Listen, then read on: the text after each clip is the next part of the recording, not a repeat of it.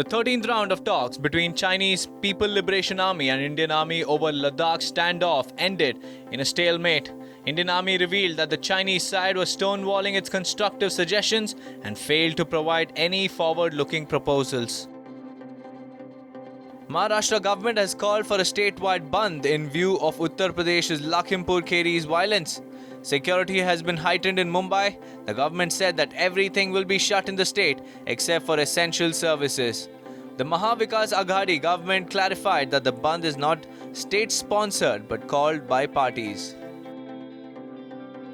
The Coal Ministry said that India has sufficient stocks to meet the demand for coal in thermal power plants. The ministry added that fears of disruption in the power supply are entirely misplaced.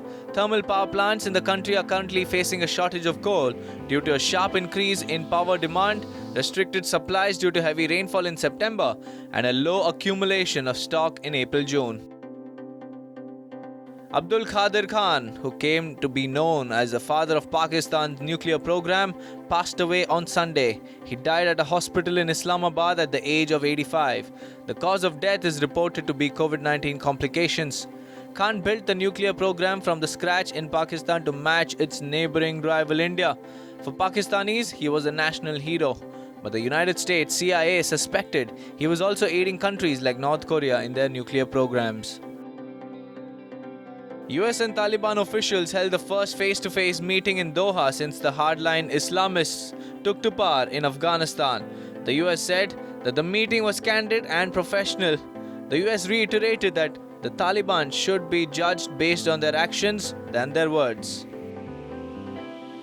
North Korean Supreme Leader Kim Jong-un told officials to focus on improving citizens' lives marred by a grim economic situation. Kim made the speech while marking the 76th anniversary of the country's ruling party. North Korea's economy has been pummeled by years of sanctions, extreme weather events such as heavy rains and floods, and COVID-19.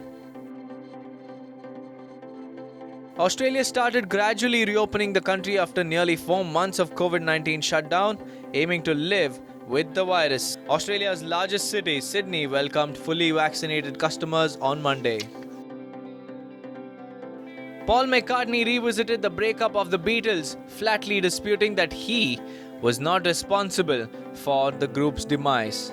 McCartney said it was John Lennon who wanted to disband the Beatles. The band's fans have long debated who was responsible for the breakup, with many blaming McCartney. But McCartney said Lennon's desire to break loose was the main driver behind the split. Robin Uthappa scores 63, Ruturaj Gaikwad smashes 70, and MS Dhoni finishes off the match in style to win the first qualifier against DC. Chennai Super Kings defeated Delhi Capitals by 4 wickets to enter their 9th IPL final. Delhi Capitals posted a hefty target of 173 and Chennai chased it down with 2 balls to spare in the last over.